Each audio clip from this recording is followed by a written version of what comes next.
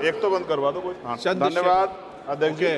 Okay अध्यक्ष जी, मैं अपनी बात को शुरू करने से पहले, क्योंकि राजकुमार भी इस बात को कह रहे थे, ये 2 अप्रैल का दिन विशेष है सर।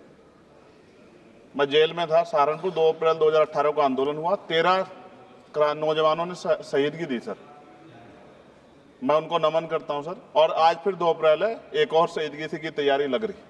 तो मैं उन क्रांतिकारियों को भी आज याद करता हूं जिन्होंने, मुस्लिम क्रांतिकारी जिन्होंने देश की आजादी में योगदान दिया। सर, अंदाजे जमाना कहता है कि मौजे हवा रुख बदलेंगी, अंगारों से गुलशन फूटेगा, शबनम से सरारे निकलेंगी। वक्फ संशोधन विधेयक 2024 संवैधानिक मूल्य एवं सांप्रदायिक सौहार्द के लिए गंभीर खतरा है। वक्फ संशोधन विधेयक 2024 संवैधानिक अधिकारों, विधिक सिद्धांतों और धार्मिक स्वतंत्रता पर गंभीर आघात है।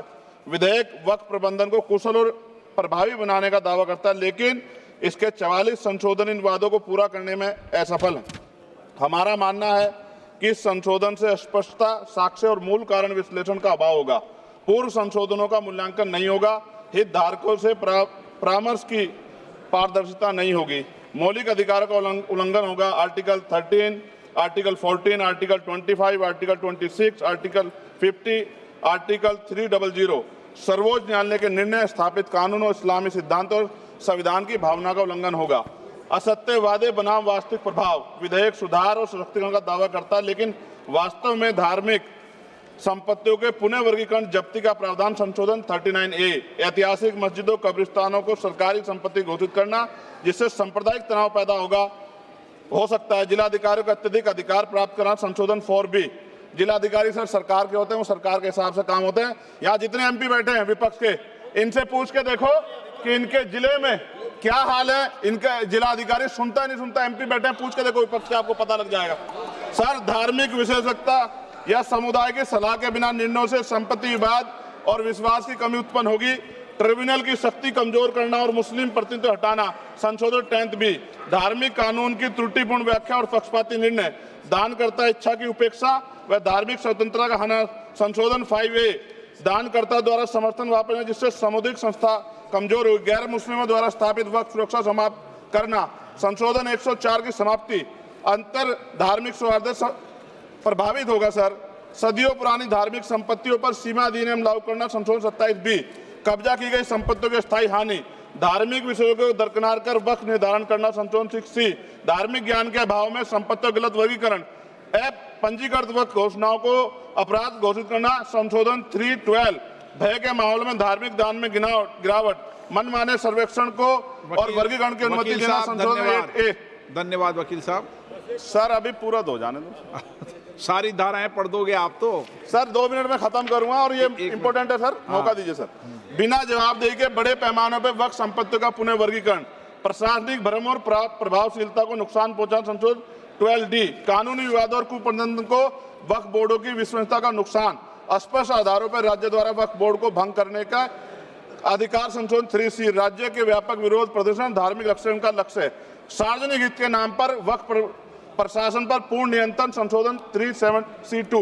व्यापक स्तर पर अशांति विरोध प्रदर्शन, कानून व्यवस्था गंभीर स्थिति। सर, सरकार के उद्देश्य से नजर आता है मुस्लिम समुदाय के योगदानों पर नियंत्रण स्थापित करना, मुसलमानों को उनकी वक्फ संपत्ति वंचित करना, वक्फ स्थापित करने के अधिकार प्रतिबंध लगाना, वाकिफ और मुतवल्ली की इस्लामी परिवर्तन करना। इस विधेयक को वर्तमान रूप से स्वीकार करें और समावेशी परामर्श, कानून स्पष्टता, संवैधानिक धार्मिक सुरक्षा सुनिश्चित करें। सर, ये तो बिल पे था सर, क्योंकि आप कहते हैं बिल पे बोलना चाहिए 2 दिन नहीं, लेकिन सर मैं सुबह से सुन रहा हूं सर 2-3 चीजें बोलूंगा सर। जो विद्वान सरकार मुसलमानों की कितनी हितैषी है सर, कुछ कह रहे हैं क्या? जो विद्वान होता है वो बिल पे बोलता है। सर बस खत्म कर रहा हूं। सरकार कितनी हितैषी है सर? केंद्रीय मंत्रिमंडल में एक भी मुस्लिम मंत्री नहीं है। सच तो यह है कि अभी ईद पे नमाज पढ़ने के लिए भी नए नियम बनाए गए और जो नमाज पढ़ रहे थे उनके पीछे पुलिस कर्मचारी लाठी लेकर खड़ा था, मैंने खुद देखा सर। अगर सरकार इतनी देर सच्चर कमेटी की रिपोर्ट पर चर्चा कराएगी, बिल्किस बानो के आरोपियों का जेल से बाहर आने के बाद स्वागत किया गया सर। मुसलमानों की जमीन की बात है, SC/ST की जो जमीन है वो छीनी जा रही है सर। कानून से ऊपर उठकर मुसलमानों घरों पर बुलडोजर चलाए गए, सबने देखा। सुरक्षा की बात करते हैं, लिंचिंग की गई, मुसलमान मारे गए सर। कावड़ यात्रा में गरीबों के ठेलों पे सुप्रीम कोर्ट ने ऑर्डर किया कि नाम मत लिखवाओ, देश को मत तोड़ो। अंत में सर बात निकली है तो दूर तक जाएगी। पार्टी सरकार के नेता यात्रा निकाल के कहते हैं मुसलमानों को भगाओ, और कई एक मुस्लिम एमपी पिछली बार सर उनको क्या क्या शब्द निकले, कोई निंदा नहीं हुई सर, और उसका प्रमोशन हुआ। और कभी आपके नेता कहते हैं सरकार गोली मारो, और आप हिंदू राष्ट्र की बात करते हैं सर।